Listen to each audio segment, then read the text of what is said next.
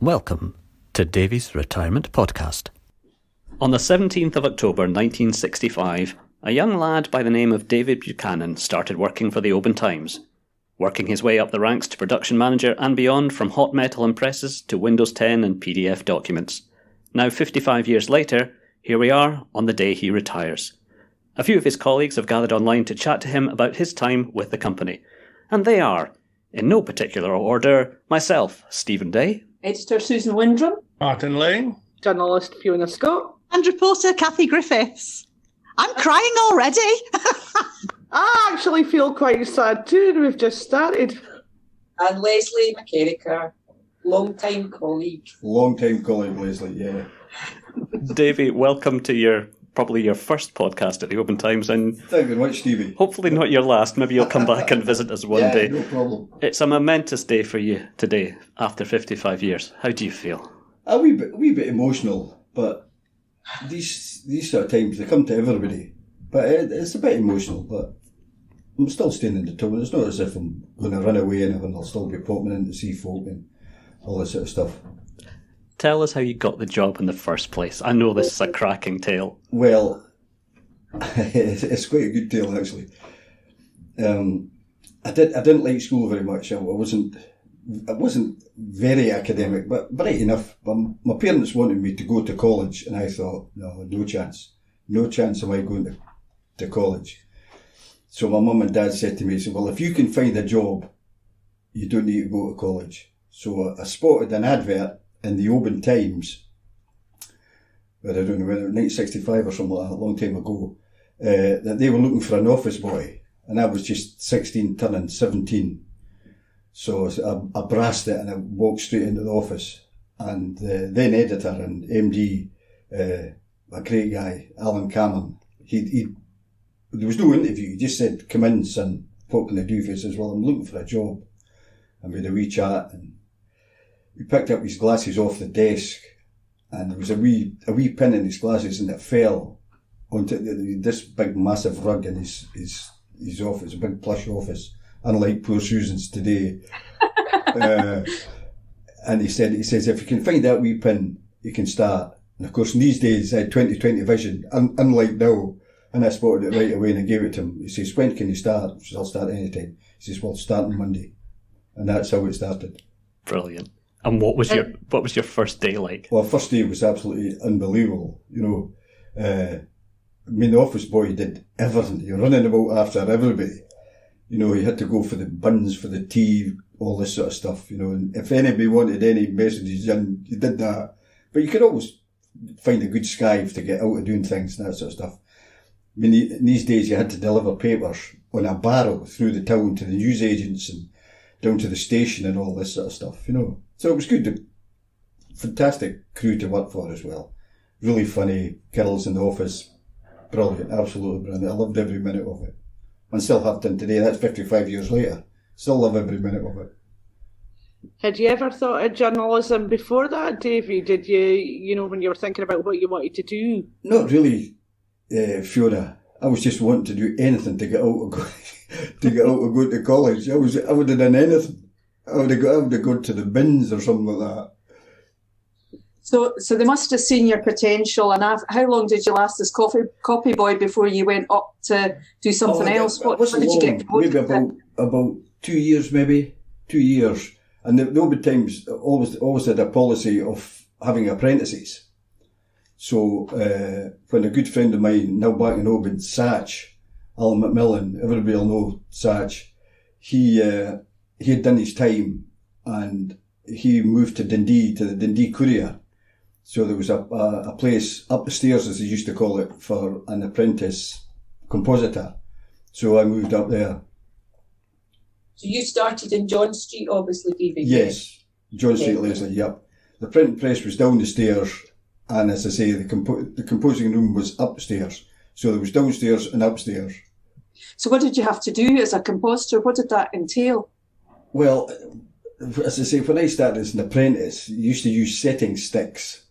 And I used to do, you see the funeral cards in the shop windows, and posters for the cinemas and all that sort of stuff. So you're picking out individual letters from a thing called a case. And you had to know where every letter was. You were picking letters, single letters out and making them into a line, all that sort of stuff. And then there was the foreman up there was a guy called Cyril Leckie. He really knew his stuff. And he kind of took me under his wing. Then I started he used to impose things in chases. They were called chases, big metal things, and used to tighten them up before it went to the printer. And he kind of took me under his wing, and he kind of taught me everything I knew about the business, which has completely changed. Because I know talking to the younger guys in here, they haven't a clue what I'm talking about. Sadly, David, I remember hot metal days as well, because I started back then, not quite as long ago as you. My dad worked with hot metal, Davie. Yeah, that's right. So he did, Lesley. Yeah. There would be a lot of guys working in the case room and on the printing press in those days, was there? Oh, there was, Susan. And the smell of the ink and the smell of the press was absolutely unbelievable. And every time I meet Joanne Sims now, Joanne's always talks about, do you remember the smell of the press? Absolutely superb.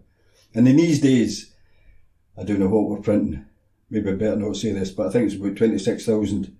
And it used to take about 9 hours to print the paper. So the paper used to start 4 or 5 o'clock at night, and then you could be there 2, 3 o'clock in the morning, depending.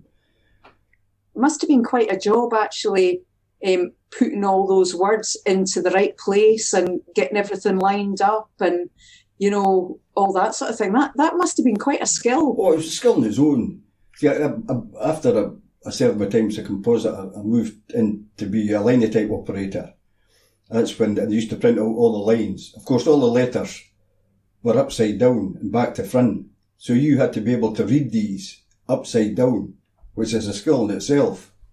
I remember seeing working in case rooms and reading upside down back to front. Yeah. I could never do it. Well, you had to do it. When just have to train your brain. Yeah, aye. We should have done some test cards for you, Davie, just to see if you can still do it. I probably could. It's quite funny. I was talking to Satch the other day, and as I say about the case, when you're lifting individual letters from a case, he says, "Can you still remember the case?" I don't know. There was commas, semicolons, colons, every letter of the alphabet, and you had to know exactly where they were. And that took a bit of time as well. And we think we might still be able to do it. That's a challenge. The mind just boggles. So how did you feel when we then moved into computers? Because that would probably be, the 80s? That was early 80s, I think, yeah. And it happened so quickly. One week you're in a linotype, the next thing you're on a desktop sort of publishing machine. It happened very, very quickly. Having learned on linotype, computers would be pretty easy compared to that, learning to use a computer. Different keyboard, Susan. Completely different keyboard altogether. So that took a wee bit of training. The company sent us to a place in Glasgow called Sight and Sound. So you just sat down, got a blank keyboard with no letters or figures on the keys, and we were there for 2 weeks solid. Just mind blowing. So we learned how to type the hard way on a QWERTY keyboard, because it was completely different from a linotype keyboard. What order were the keys in on a linotype?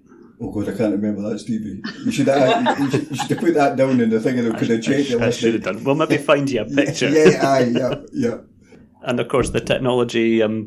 You've been through all this technology. Well, right from the start. From the start. See, from John Street, we moved down to where we are now, Lochavollen, and that's when the desktop stuff really took off. But if anything broke down, there wasn't a Stevie to shout on. The closest guy we had was in Glasgow, and if there was any major breakdowns, we had to sit and wait till this guy arrived. And I've seen this 2, 3, 4 o'clock in the morning. Yeah, I was going to say, Davie, I can remember a few late nights where we'd all be away, but you guys were all still there till. Oh yeah, I mean you couldn't knock off. You had to wait because you had to get the papers out. Have there ever been any days where the paper didn't come out? Not that I can remember. Not that I can remember, Martin. No. Sometimes it was. You see, we're quite lucky here because the paper was printed here as well. So even if we were a bit late, it was okay. You know, it was okay. We could still get the product out. But sometimes you were a bit close to the wire, very close to the wire. I think you're quite unique in your job as well for the computer systems you've worked with, because you have gone through all the way from Windows 2 to Windows 10. In fact, there's an update waiting for you on your computer right now Thanks, Stevie. to the October 2020. But, you know, if you work in my line, IT, you'll have worked through all the versions of Windows if you're old enough to do that. Yeah. But you've worked through everything but Windows 1, I think, and you've just adapted to technology. You've had to. All the changes from linotype, then Windows 2, Windows 3, 11. The newspaper trade is an amazing trade altogether, because it changes that quickly. As I say, it could change from one week to the other. I mean, if you're a brickie 55 years ago, you're still a brickie today, and if you're a joiner, you're a joiner, a plumber's a plumber. But in the printing industry, it changes every day. It could change every day, every second day. As Stevie said, he's just updating. What no Windows what? Well, Windows 10, Windows 10 H2, I think it is for the October update. But then I'll remember that. You've gone through, from the original Aldous PageMaker. Yep. All the way through to version. Version 4, I think. And then was, yeah. So 4, 5, 6, then on to InDesign, where we're sitting on. Okay, we're a wee bit behind on InDesign, but you've had to cope with all those changes, and you talked about linotype. One set going out, linotype coming in more or less the next day, and we've still continued to do this for Windows. You've gone away one weekend and you've come back on a completely different system. Yep, correct. And the papers still come out. Papers still come out. Davie, have you still felt the same? That in the early days when you first started coming to work on a morning, and then coming to work on a morning now, has it sort of changed that feeling of coming into work for the day? Or have you still been looking forward to it? Or how's that changed? I suppose routine-wise and things. Kathie, it hasn't changed at all. I can't remember in all my 55 years, I can never remember being late for work. Well done. Not that I made it a sort of deliberate ploy, but I can never remember being late.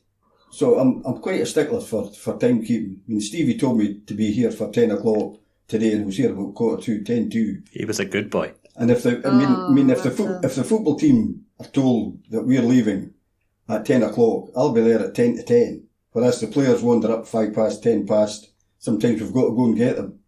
And another question I wanted to ask, very important, the carrier bag, the Oban Times carrier bag. Because when I think about seeing you walking to the office or walking away, I can see you swinging your Oban Times carrier bag. So I want to know, are you going to keep on recycling it and using it after you retire? Kathie, it's advertising. It's advertising. I must admit, I've got more than one carrier bag. In actual fact, I left. I thought it was the same one. No.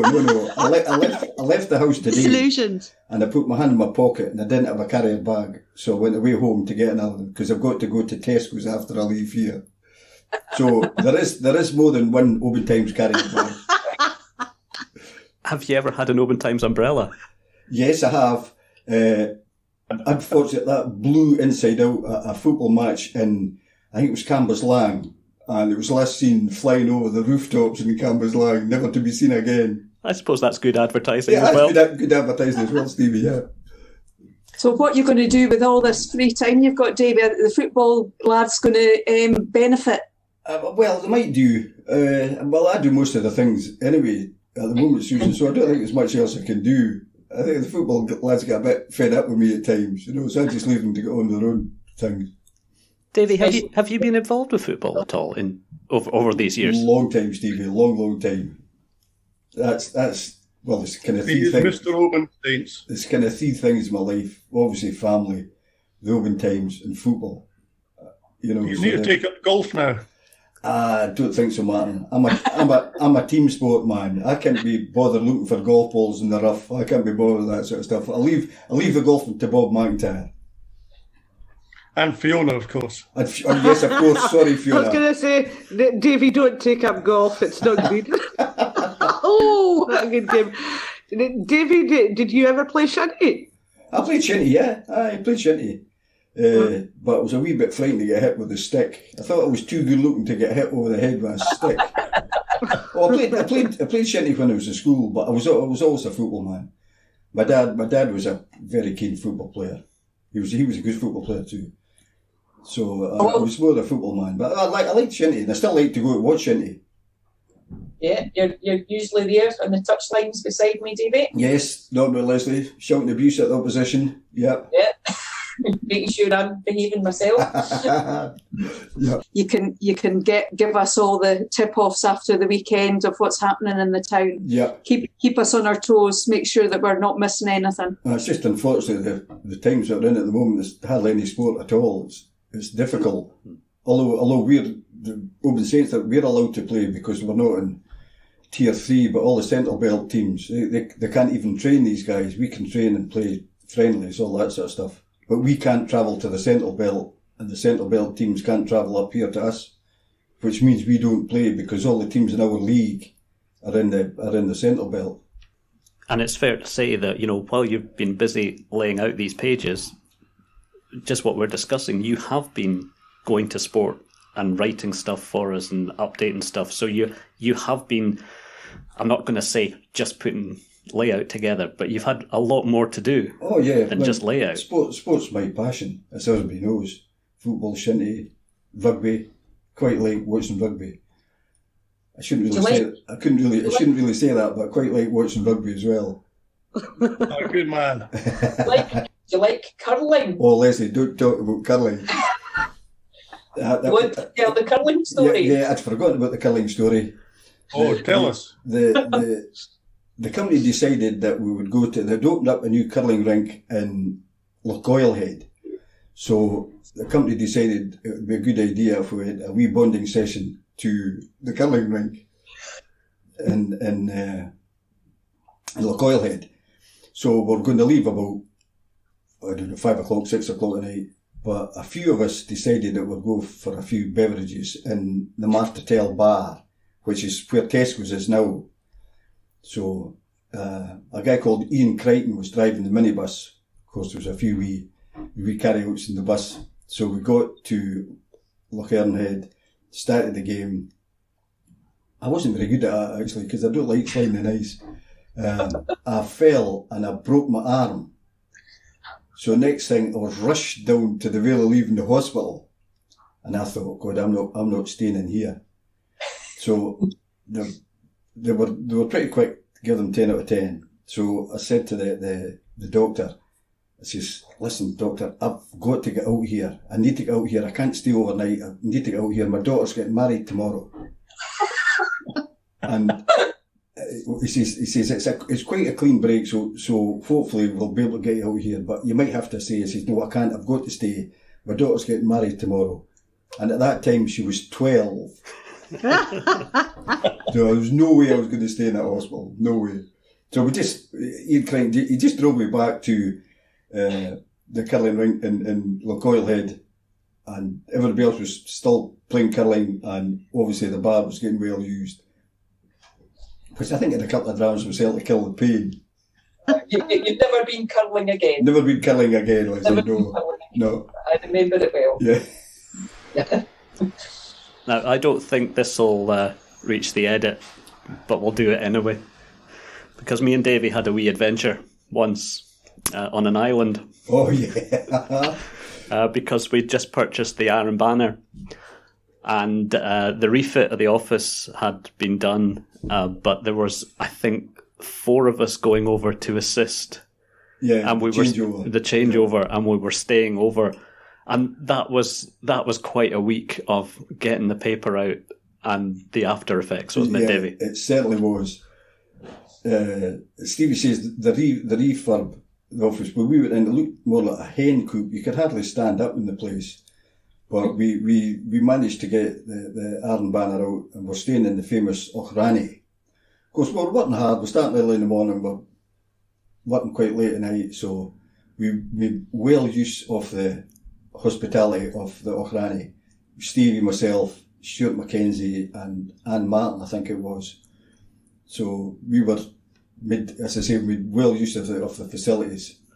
And the first week, we were there for 2 weeks, 3 weeks, I think, Stevie, I can't remember. 3 weeks. And the first week we came back and Mr. Bennett warned us about the drinks bill that we'd run up in the Granny Hotel, and we weren't allowed to do it anymore. So, but that was another good adventure. I believe we did one night put it on to Stuart's bill. That didn't help, really. That's right. Stuart was editor then, so we just put everything on at his room. Davie, have you got letters after your name? No. Haven't you? Yeah. Well, I don't use it. I don't use it. Well, that's wrong, Kathie. I do use it when I need to. Spell it out. BEM, we've got the British Empire Medal for services to grassroots football, which came completely out of the blue to me. Completely. I got the letter from Downing Street it comes from. And you get it normally by the end of October, beginning of November, but they don't announce it until December. So you're not allowed to tell anybody at all. Oh, if you do, my nightmare. If you do, I think you get sent to the Tower of London, I think. So yes, I was awarded the British Empire Medal. Because you got that just after I started. I remember you going for the presentation in Railway Square. Yeah, it was the I can't remember. It was the, what did they call it? The Carnival Day or whatever. The Oban, what did they call it? Was it the Charities Day? Charities Day. Sorry, Stevie. Yeah. Oban Charities Day. It's a bit of a carnival. It is a carnival. It was a carnival that day, I'll tell you. It was all laid out. It was all very well done, but there was a lot of foreign tourists in the town, and they didn't seem to understand what was going on. So the Lord Lieutenant Patrick Stewart, who's a brilliant guy altogether, he was making all these announcements. I wasn't the only one that was getting. Other folk were getting mementos of certain occasions, all sorts of stuff. But these tourists kept walking in front of poor Patrick Stewart, and they didn't know what was going on, and we were sitting there, and folk were dancing. There was a pipe band playing, and folk were dancing and all this sort of stuff. It was absolutely superb. But the funniest bit, I thought, after getting the medal, I was delighted to get it, really honoured to get the medal. Kevin McGlynn was taking photographs, so obviously you couldn't take it in the middle of the shambles. Let's call it shambles. So he took me over to the pier. So I'm standing there shaking hands with Patrick Stewart, my medal very proudly on my chest, and I thanked him. The next minute, this woman came up who I didn't know who she was, and she took the medal off, and there's a wee metal pin that they kind of put on your jacket, and she took my medal off and she whipped off the wee pin, and I thought, God, this is very strange. It was Patrick Stewart's wife, and Patrick introduced me to her, and she says, Davie, sorry to do that, but see these wee metal pins? We've only got one. So we'll have to take it back because they're doing another ceremony in Helensburgh the day after. She says, well, we've only got one of these, so we'll have to take it back off you. Brilliant. And I suppose we should make it clear here, just for anyone who's listening, it's Patrick Stewart who's the Lord Lieutenant. Yes. Not Captain of the Enterprise. No, that's right, yeah. Just to be sure. Yeah. I think Patrick's retired now. See, I think he's retired. Yeah, he just retired. It's Jane McLeod that's Lord Lieutenant now. Yeah. Davie, what have you enjoyed most about your career? Every day is different, Stevie. Although you do, you're doing the same job, but every day is different. There's always a wee, well, you'll know the job that you do. There's always somebody phone, you say, God, what do they want? There's always a wee problem. But as old Mr. Bennett, Howard Bennett used to say, he says, problems are only there to be solved. And that is true. And 9 times out of 10 we do solve it. Otherwise it wouldn't be paper out. Yeah. But every day is different. I've enjoyed every second of every day. Has there been any one thing you could say, gosh, that was the thing that I'll remember above all things? This is another quite funny story. It's a bit of information from an old guy and an old compositor, Tommy Ferguson. I just started my apprenticeship. Tommy liked a pint, as most compositors and newspaper men like. And on a Friday, about lunchtime, I remember Tommy said to me, he says, "Do you take a pint, son?" I says, "Yes, Mr. Ferguson, I like a pint now and again." He says, "Well, I'll give you a bit of advice." He says, never go for a drink of water on a Friday afternoon. He says, because it spoils the pint at 5 o'clock. And I've never forgotten that.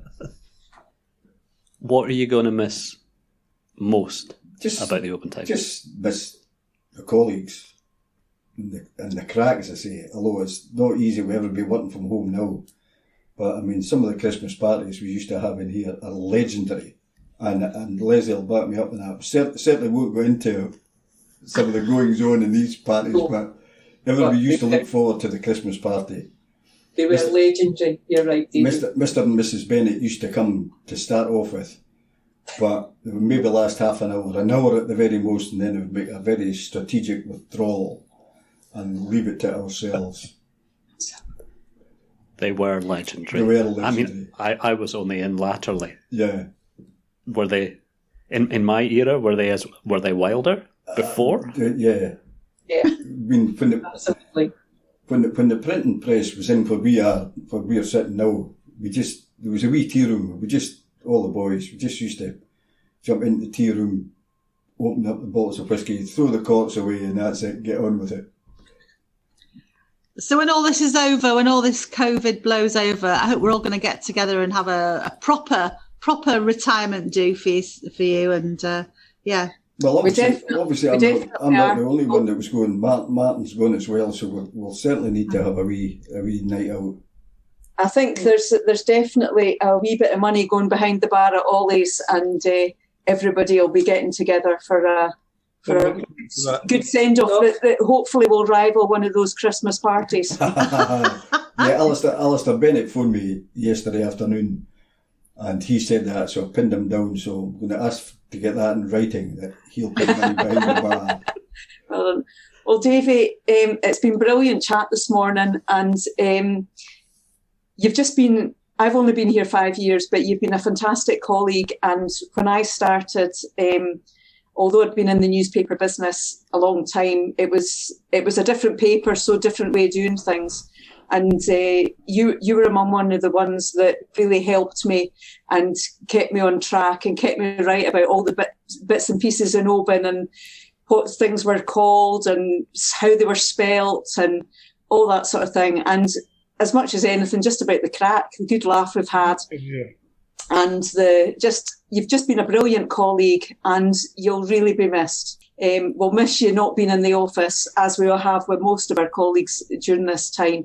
It's been a difficult time, but thanks very much, Davie, from me personally, but I'm sure I speak for everybody in the office, that you've been a fantastic colleague, and we'll sorely miss you. Yep, thanks very much. All the best for your retirement. Yep. Here's to Davie. Yeah, cheers. Cheers, thanks. If we did 3 hurrahs and 3 cheers, would that wreck your sound system, Stevie? Shall we just clap again? I don't care. Let's do it. Hip hip. Okay. Hooray! Hip hip. Hooray! Hip hip. Hooray! Well done, Davie. Thanks, Stevie. Thanks, folks. Finally, I would just like to thank all my friends, ex-colleagues, even schoolmates, for sending emails, cards, and I've a couple of bottles of whiskey left at my door, which is absolutely brilliant. I'd just like to thank everybody for the support they're giving me and hopefully enjoy my retirement. Thanks. Davie's Retirement Podcast features Susan Windram, Lesley McKerracher, Martin Laing, Stephen Day, Fiona Scott, Kathie Griffiths, and of course, Davie Buchanan. The editor was Stephen Day, and it was a YVEX Media production for the Oban Times.